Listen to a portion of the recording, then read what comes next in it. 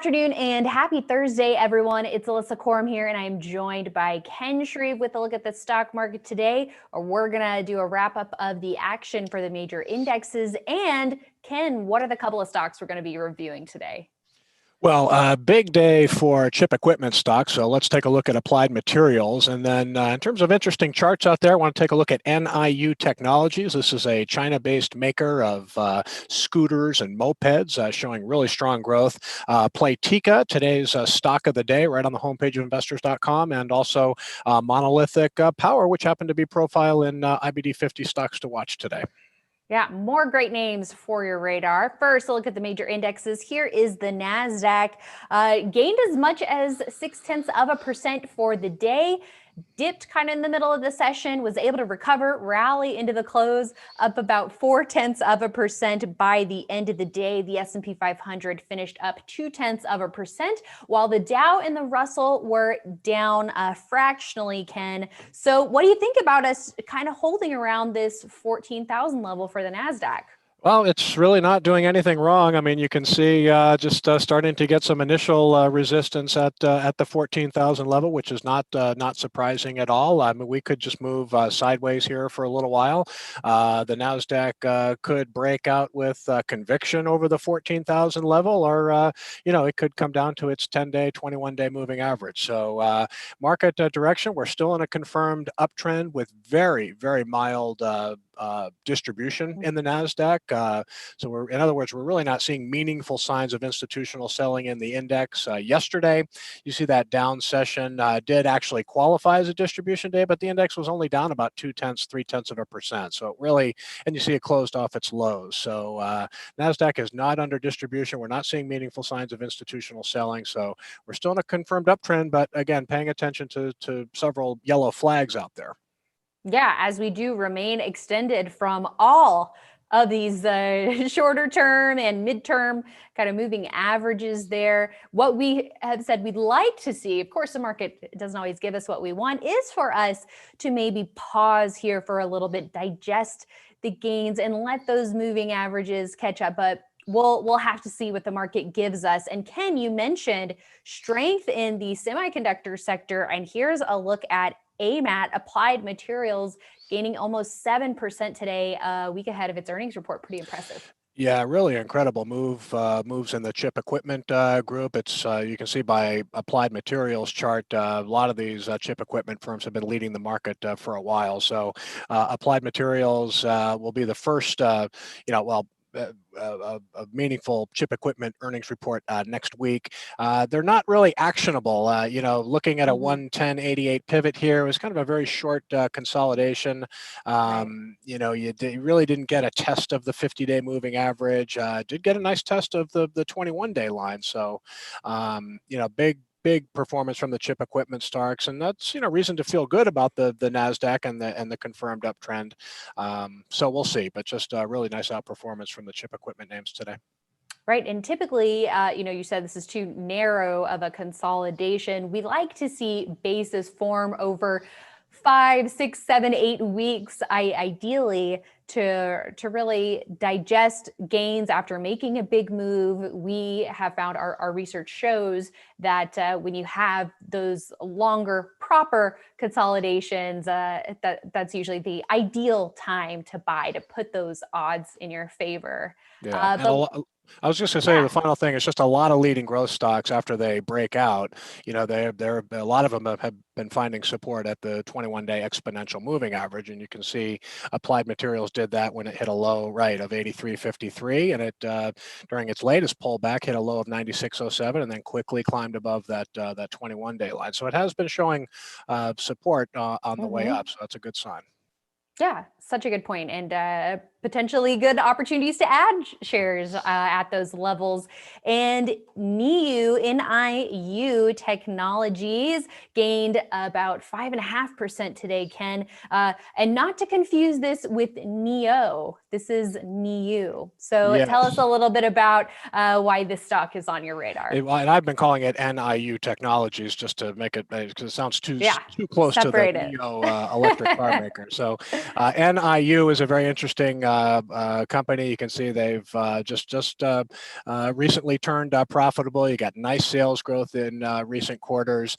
Beautiful breakout recently over a 37.44 buy point, and I really like the pullback here to the 21-day moving average. And you can also draw a short little trend line from that high of 53 and see that the stock is maybe giving an early entry to some some more aggressive traders that want to get into the stock for the first time. But really great new product here. I mentioned they make smart e-scooters, mopeds. I think they sold close to 150,000 in the fourth quarter, with the bulk of those sales coming in China. So this is sort of an ancillary play to the China delivery market, especially food delivery. It's a very nascent business with bright growth prospects. So maybe we'll see these scooters more and more in China, and also international markets like Europe. They're seeing some demand there as well. That's right. And these are e-scooters, and the EV trend, so hot right now. So NIU definitely in that area as well. And Playtika is a relatively recent IPO, PLTK, that is on our radar because it has this relative strength line hitting new highs, even on a down day, a day where the stock was down about 0.5%, Ken. But the IPO market has been so hot lately. So we definitely want to be giving attention to some of these newer issues that are flexing that technical strength early on.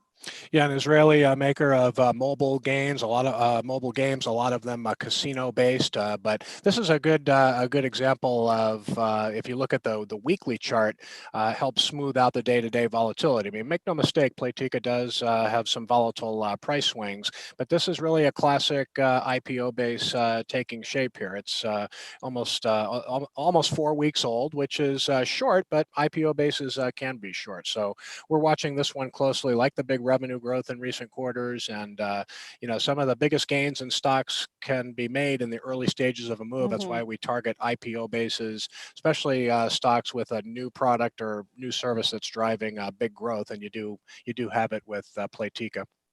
And we have earnings due in 2 weeks' time. So, maybe this is an alternate entry point to above the 34 level before it breaks out to highs, depending on how aggressive of an investor you are. As Ken mentioned, some of these IPO stocks, a good number of them can be quite volatile. So you have to keep that in mind. But hopefully, those who do opt to purchase shares, hopefully they're able to build a big enough cushion ahead of the quarterly report to warrant holding the stock into earnings. Yeah. It's always nice to have a profit cushion of at least 5 or 10% headed into earnings, especially with some of these stocks that can move quickly. But Playtika has a lot of the characteristics that we like to see in IPOs. It's got a pretty good technical picture, and again, the sales growth has been impressive in recent quarters. Big annual estimate too for 2021. You can see 19 cents a share this year, and then